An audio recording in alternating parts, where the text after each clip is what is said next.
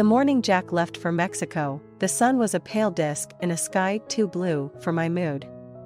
Lily, our 4-year-old whirlwind of curiosity, was still asleep, her small hand clutching the edge of the blanket.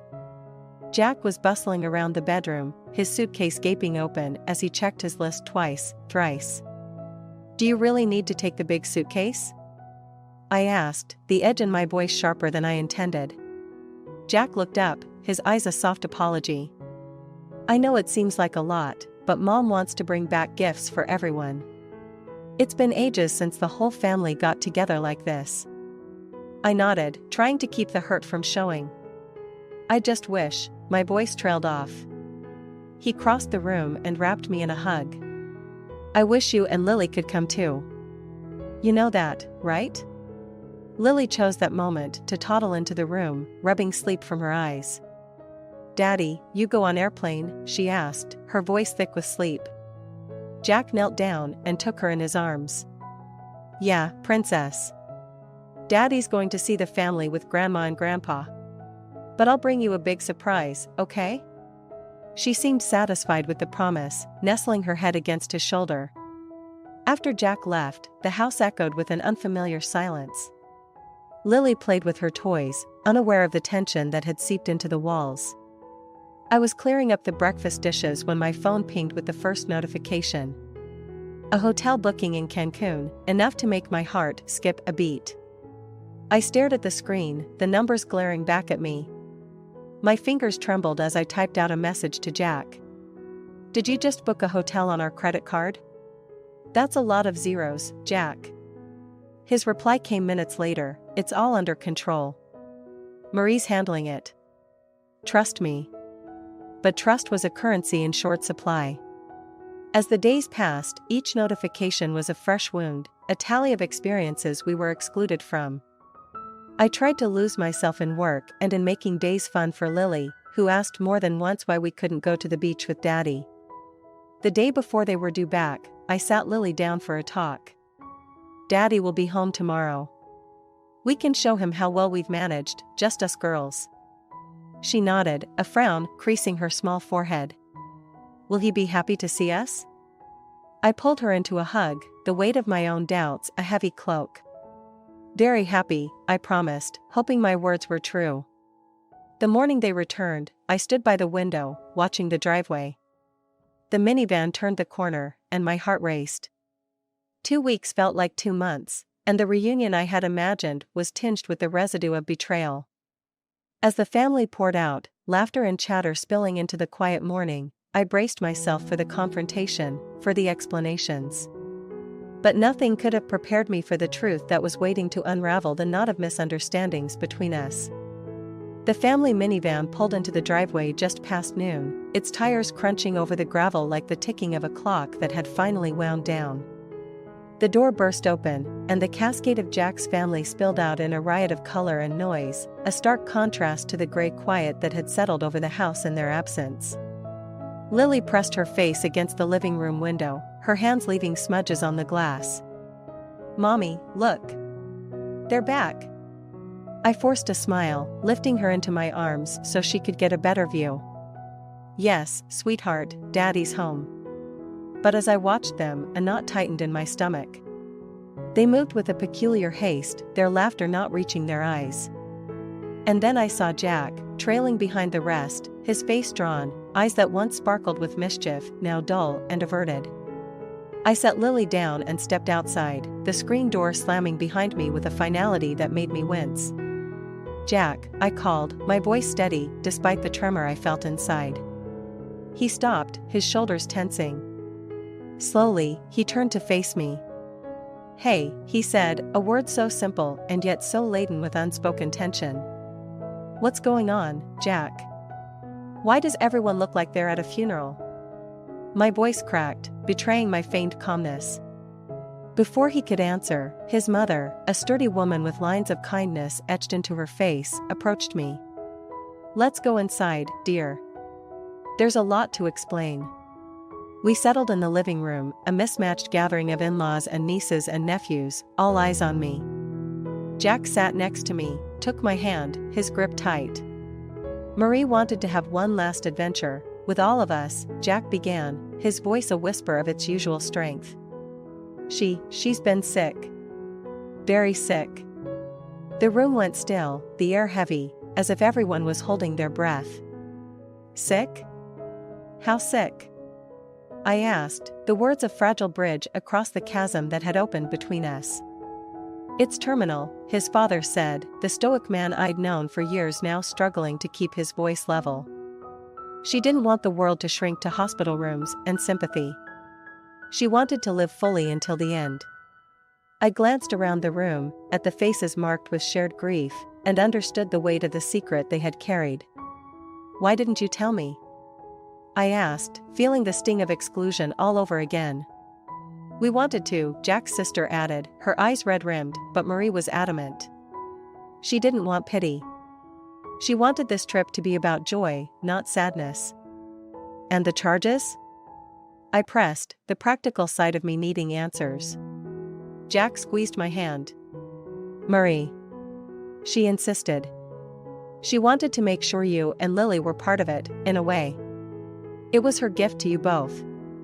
I struggled to digest it all, the enormity of the situation pressing down on me. A gift, I repeated, the word tasting bitter. Yes, Jack said, his eyes finally meeting mine. She's leaving us with memories, not just bills. She wanted to pay for it all, didn't want to leave any debts behind. I looked down at our intertwined hands, at the man I had loved and raged against in equal measure these past weeks. In that moment, the anger began to ebb, replaced by an aching sorrow for the sister-in-law I barely knew and the family that was grappling with an impending loss. We have pictures, Jack said softly. Marie wanted to document everything, for you, for Lily. When you're ready, we can look at them together. Lily, sensing the shift in the room, came over and climbed into my lap, her small presence a balm to the raw edges of my emotions. Is Daddy sad? She asked, looking up at me with wide, innocent eyes. Just a little, baby. But he's also very happy to see us, I replied, my voice steadier as I wrapped my arms around her. Jack leaned his head against mine, a silent thank you for understanding, for the forgiveness that was beginning to take root amidst the chaos of our upturned lives. The house was quiet, the kind of hush that falls after a storm, when even the world seems to hold its breath. The family had retreated to their respective corners, grappling with the raw edges of Marie's truth, leaving me and Jack sitting side by side on the creaky old couch that had become an unwitting confidant to our family's deepest moments. Jack broke the silence, his voice a strained whisper. I wanted to protect you from this, from the pain of knowing. I turned to him, my heart a tangle of hurt and compassion. But it's our pain to share, isn't it? We're in this together. He nodded, his eyes glistening with unshed tears. I know.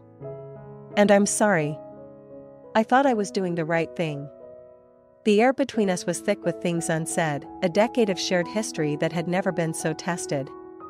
We need to talk about what this means for us, for Lily, I said, the pragmatic side of me surfacing despite the emotion. We need a plan. Jack reached for a photo album that lay on the coffee table, its pages filled with snapshots of the trip.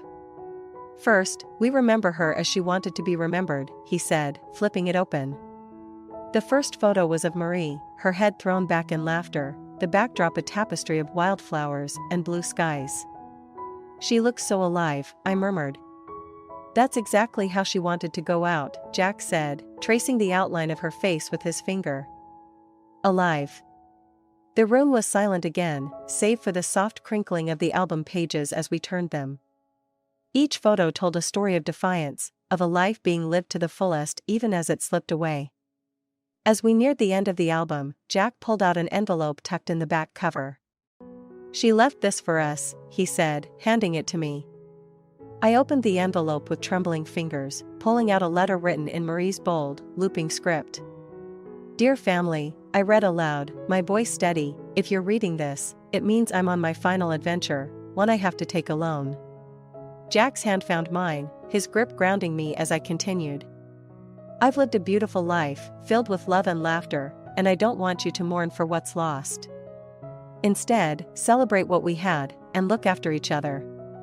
That's my final wish. The letter went on, each word a testament to her spirit, to her unyielding desire to leave on her own terms. When I finished, I folded it carefully and placed it back in the envelope. "We will honor her wish," I said, more to myself than to Jack. "We will," Jack agreed.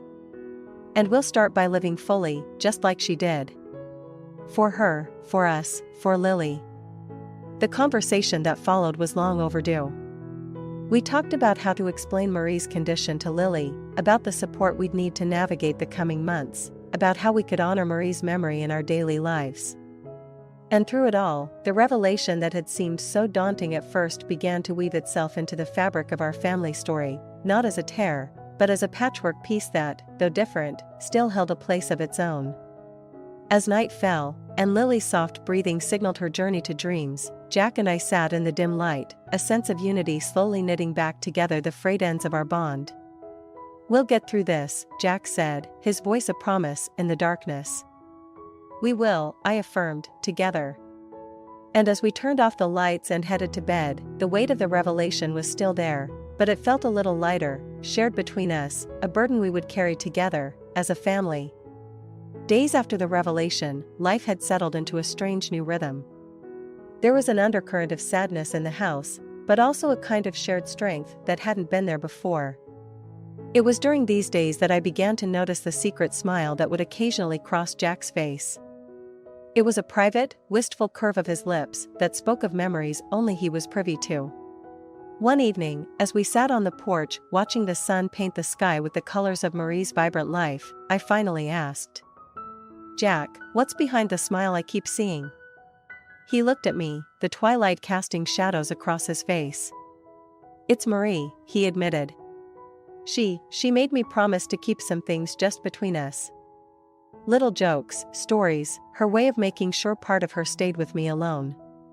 I felt a pang of jealousy, but it was quickly softened by understanding. "Can you share one with me?" "Just one," I pleaded softly. He pondered for a moment, then nodded.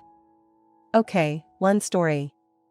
Did you know, on the trip, she convinced everyone to call me Capitan because I was so terrible at reading the map? She said I was leading the expedition to nowhere." I laughed, the sound mingling with the crickets' evening chorus. "That sounds like her," I said, picturing the scene in my mind. "Thank you for sharing that with me." Jack's hand found mine, and we sat in silence for a while, lost in our thoughts. The days that followed were a mixture of light and shadow. In the mornings, I'd often catch Jack looking at old photos or staring into the distance, his mind clearly miles away. But he was present, too, playing with Lily, helping around the house, talking about Marie in ways that made her feel close again. One afternoon, while Lily napped, I found Jack in the garage, rummaging through a box labeled Mexico. "What are you looking for?" I asked, leaning against the doorframe. He didn't look up. "Marie gave me something, a sort of, well, it's silly, but it meant a lot." Curiosity piqued, I watched as he pulled out a small, hand-painted maraca. "She gave this to me the first night. Told me whenever I miss her, I should give it a shake and she'd be right there, causing a ruckus with me." It was so like Marie to find humor in the face of her reality. I walked over and took the maraca, giving it a gentle shake. The sound was cheerful, a stark contrast to the quiet that had settled over us. "You know, she left us all something," Jack said, his voice thick with emotion. "She left us the gift of remembering her joy, her rebellion against sorrow." I handed the maraca back to him. "And we'll keep her memory alive every day," I promised. That evening, as we sat down for dinner, Lily asked about the maraca. Jack told her a story about her Aunt Marie, a tale full of laughter and silliness, and for the first time in weeks, our home was filled with the echo of joy. After Lily's bedtime, Jack and I lingered at the table, the maraca sitting between us. "Marie was right, you know," Jack said, picking it up and shaking it lightly. "She's still here, in the laughter, in the stories, in this." I reached out and stilled his hand, holding it and the maraca in mine. "And she's here," I said, placing my other hand over his heart. "Always." Jack's eyes met mine, and there it was again, the secret smile. But this time I understood. It was a smile of shared memories, of love that didn't end with a goodbye. We sat there, hands entwined, the maraca a bridge between the past and present, between sorrow and the smiles that would come, secret no more. The legacy of Marie was not something that could be touched or held, but rather felt and lived. It was in the way the morning light would spill through the curtains, in the warmth of a shared glance, in the echoes of laughter that still hung in the corners of the rooms. The house had become a living monument to her spirit, and every day we found new ways to honor her memory. Jack had started a project in the backyard, something he said Marie had always wanted. A garden, vibrant and wild, much like she had been. We spent hours there, our hands in the dirt, planting and nurturing life, as if in doing so, we were somehow keeping a piece of her alive. "I want to plant sunflowers," Lily declared one afternoon as we stood surveying the garden. Aunt Marie loved them. Jack knelt beside her, a tender smile touching his lips. "Then sunflowers we shall plant, my little gardener." A whole row of them, standing tall and bright, just like her. Lily clapped her hands with delight, and I watched them, feeling a swell of love for this family that had been through so much. As the days turned into weeks, the garden began to flourish, each plant a testament to the life we were determined to celebrate. The sunflowers grew tallest, their golden heads swaying in the breeze, as if nodding along to the laughter that now came more easily. One evening, as we sat on the porch, our hands stained with earth and the scent of flowers in the air, Jack spoke of Marie's legacy. "Do you think she'd be proud of what we're doing?" he asked, his eyes searching mine for affirmation. I reached out, taking his hand in mine. "I know she would. We're not just growing a garden, Jack. We're growing hope, and that was what Marie was all about." Jack's gaze turned towards the garden, watching as the last rays of the sun danced over the petals and leaves. "She wanted to make a difference, leave a mark. I think this garden, it's a start." "It's more than a start," I countered gently. "It's a continuation. Her passion, her vitality, it's all around us. We're living her legacy, not just remembering it." Jack nodded slowly, his eyes glistening with unshed tears. "I just wish she could see it." "She can," I said firmly. "She sees it through us, through Lily, through every person whose life she touched. And this," I gestured to the garden, "this is just one way we keep her with us." We sat in silence then, watching as the twilight crept over the garden, turning it into a silhouette of dreams and memories. It was in that peaceful moment that I knew Marie's legacy was not just about what we created in her name, but how we lived because of her influence. "You're right," Jack said finally, his voice barely above a whisper. "Her legacy is in every choice we make, every laugh we share, every memory we hold on to. And in this garden, it's like she's still here, growing alongside us." I squeezed his hand, my heart full. "Always," I agreed. "Her spirit is the lifeblood of this place." As night settled around us, the garden became a shadowy oasis where the past met the present, and hope bloomed in the fertile ground of a legacy that would never die. It was a legacy of love, laughter, and the unwavering courage to keep going, no matter what.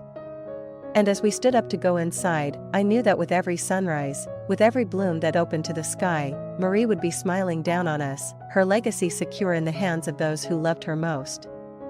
In the wake of Marie's passing, the concept of wealth had been irrevocably altered for Jack and Lily. Where once there might have been aspirations for material gain, now there was a profound understanding that the truest form of wealth was found in the moments they shared and the love that bound them together. It was a lesson hard learned, but one that had become the foundation of their existence. The 6th chapter opens with a scene that perfectly encapsulates this new philosophy.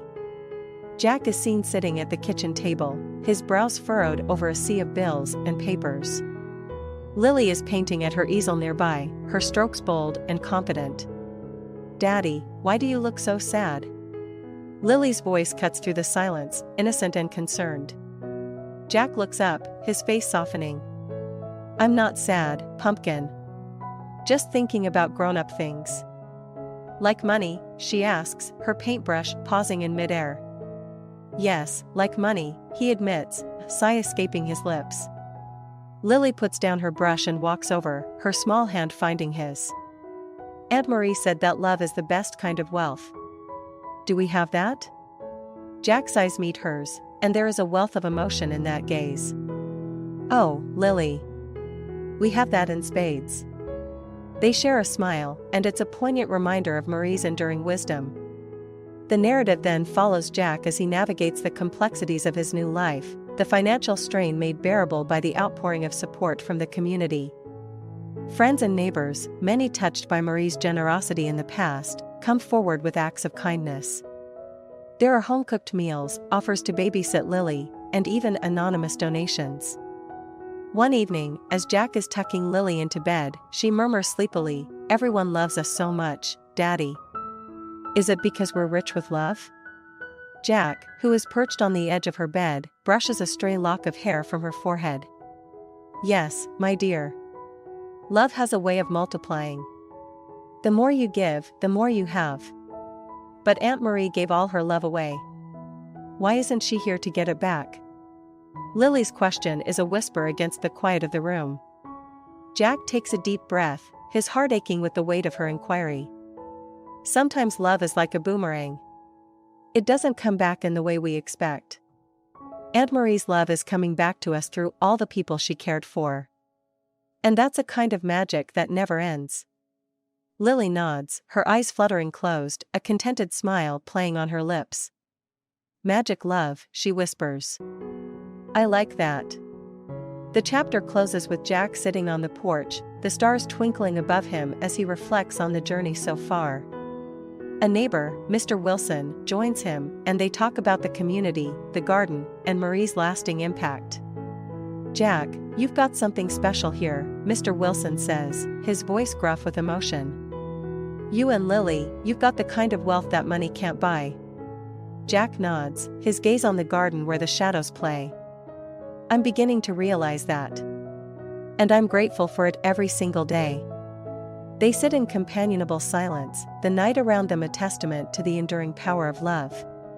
It's clear that while Marie may be gone, the wealth of love she left behind continues to grow and sustain those she left behind. The legacy is not just in the tangible, but in the connections and the community that thrive in the space where her memory lives on.